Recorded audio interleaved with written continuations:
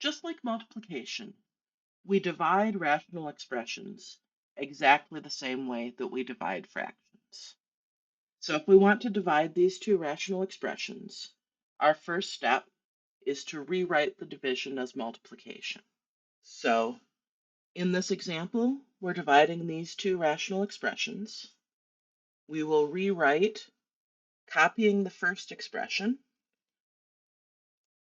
writing the operation as multiplication, and then taking the reciprocal of the second expression. So the numerator will be 5x squared plus 30x plus 40, and the denominator will be 3x to the fifth y minus 27x to the third y. So we've rewritten as multiplication. Our next step is to actually multiply. So we'll have our 3x to the fourth y minus 6x to the third y minus 9x squared y times our 5x squared plus 30x plus 40 all over our 5x squared minus 20 times 3x to the fifth y minus 27x to the third y. And now you may feel like that was a lot of copying, and you may feel tempted to skip writing this step, where we've just taken our division problem and rewritten it as a multiplication problem. I am all for skipping unnecessary steps, but I find that writing out this multiplication actually prevents a lot of mistakes. So I really don't recommend skipping the step where you rewrite as multiplication. However, if you find that you're doing too much copying, it might be reasonable to skip this step, where we write the numerators and denominators multiplied together, and jump directly to writing the numerators and denominators multiplied together in factored form. If you want to skip a step, this is the step to skip. Regardless, now that we've actually done the multiplication, we can go ahead and factor. So the first factor in our numerator, we've got our 3x to the fourth y minus 6x to the third y minus 9x squared y. I think we can factor out a common factor of 3x squared y. And then all that's left of the first term is an x squared. The second term, all that's left is a minus 2x. The third term, all that's left is a minus 3. So now this polynomial is a quadratic trinomial with leading coefficient 1. We can factor using the shortcut. So the numbers in our factors are the numbers from the AC method. We want two numbers that multiply to -3. We'll have a negative number and a positive number. They add up to -2, so I think we'll need a -3 and a positive 1. So we'll have 3x squared y times x minus 3 times x plus 1. Okay, next factor in our numerator. We have 5x squared plus 30x plus 40. We can definitely pull out a common factor of 5. So that'll be 5x squared plus 6x plus 8. Now again, our polynomial factor is a quadratic trinomial with leading coefficient 1. So we can use the shortcut. We want two numbers that multiply to positive 8 and add up to positive 6, so they'll both be positive. I think the numbers that work are positive 4 and positive 2. So in our numerator, we'll then have a 5 times x plus 4 times x plus 2. Okay, next factor, we're starting on the denominator now. We've got 5x squared minus 20. We can pull out a common factor of 5. What's left is x squared minus 4. That's a difference of squares, which we can factor as x minus 2 times x plus 2. So 5, x minus 2, x plus 2. Okay, remaining denominator. We have a 3x to the 5th y minus 27 x to the 3rd y. There's a common factor here of 3x to the 3rd y. And then we have x squared minus 9, which we can factor as a difference of squares. So 3x to the 3rd y, x minus 3, x plus 3. We have 3x to the 3rd y in our denominator times x minus 3 times x plus 3. Phew, that was a lot of factoring.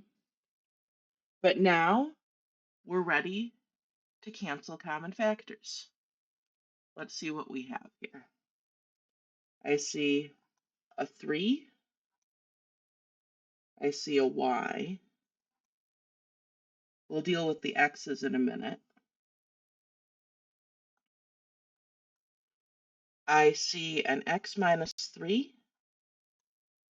There's no x plus 1 in the denominator. I see a 5. No x plus 4 in the denominator, but there is an x plus 2. So what do we have then? Dealing with the x's, I have an x squared in the numerator, an x to the 3rd in the denominator. The power of x in the denominator is higher. So in my denominator, I'll have an x to the power 3 minus 2. Then in my numerator, I have an x plus 1 remaining, and I have an x plus 4 remaining. In my denominator, I have an x minus 2 remaining, and I have an x plus 3 remaining. And I could multiply that out, but I think that in this case, I'm actually going to leave it in factored form. So my final rational expression, I'll have x plus 1 times x plus 4 all over x times x minus 2 times x plus 3. Depending on what we want to do next, we might decide to multiply that out. But without knowing what I want to do next, I'm going to just go ahead and leave that in factored form. Okay, one thing about dividing rational expressions. This gives us one possible method that we can use to divide polynomials. Sometimes the result is even a polynomial. So if I want to divide these two polynomials, 4x to the 3rd plus 16x squared minus 9x minus 36 divided by 2x squared plus 5x minus 12.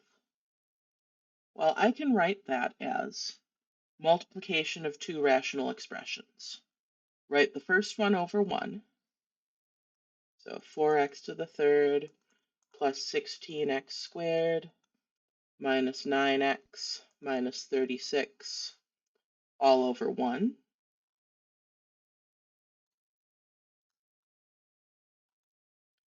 times the reciprocal of the second. So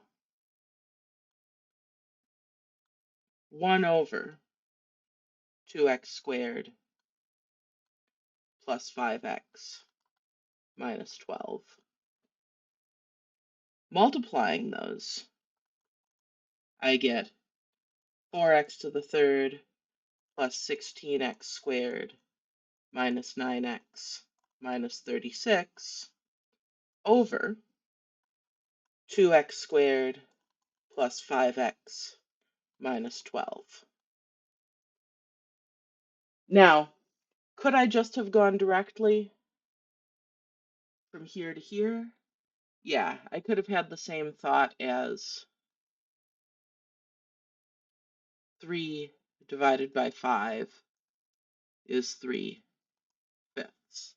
If we're dividing two polynomials, we can make them the numerator and denominator of a rational expression. Or we can think that step in the middle, whichever we prefer. Okay, now we want to simplify this. So that means we're going to factor our numerator, which we have 4 terms, so we want to factor by grouping. We're factoring, so we'll write our 4 terms inside. 4x to the third plus 16x squared minus 9x minus 36. First row, our common factor is 4x squared. What times 4x squared gives me 4x cubed? That'll be an x. What times 4x squared gives me 16x squared? That's a plus 4. What times x gives me negative 9x? That's a negative 9. And then negative 9 times positive 4 really does give me 36. So that polynomial with 4 terms factors as 4x squared minus 9 times x plus 4. But now this 4x squared minus 9, that's 2x all squared minus 3 squared. That's a difference of squares. So that'll factor further as 2x minus 3, 2x plus 3, x plus 4. Okay, so that's my numerator fully factored. Next, I need to factor my denominator, which is 2x squared plus 5x minus 12. So that's a quadratic trinomial with leading coefficient not 1. So I'm going to use the AC method for that. I can't use the shortcut. So my 2x squared, my minus 12, I have AC is negative 24, and B is positive 5. I want two numbers that multiply to negative 24 and add up to 5. I think that's going to be a positive 8 and a negative 3.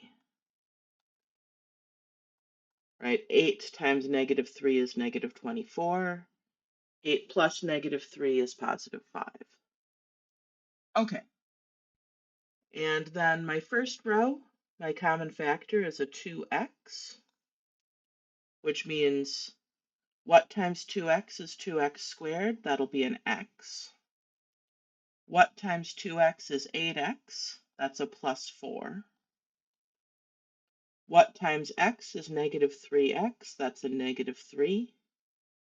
And then negative 3 times negative 4 is negative 12. So my denominator factors as 2x minus 3 times x plus 4. Oh, look what happens now. I can cancel a 2x minus 3. I can cancel an x plus 4. All that's left here is a 2x plus 3 over nothing left of the denominator, so it's over 1. When I divide these two polynomials, I get just the polynomial 2x plus 3. That won't always happen, of course, when I divide two polynomials. But sometimes I get lucky, everything in the denominator cancels out, and the result of the division is just another polynomial.